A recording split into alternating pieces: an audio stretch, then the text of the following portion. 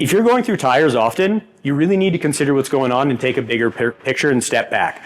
Now, if your tires are burning up faster than what they're rated for, most tires are rated between 30 and 80,000 miles for a tread wear warranty. You should really be asking your mechanic why or what's going on.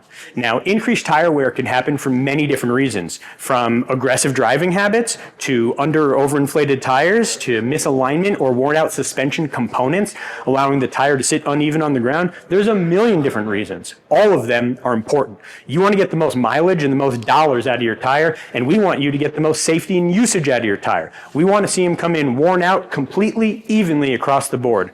Nothing's more dissatisfying than having to replace a tire that's only half worn out when it's half on the inside or half on the outside. So to avoid that, take care of the vehicle, do your regular maintenance services, and take care of that suspension, and you won't have to worry about it. Or, if you're an electronic vehicle owner, come and see us regularly to keep that alignment in spec, because those vehicles are going through tires 2 to 4 times faster than other vehicles on the road.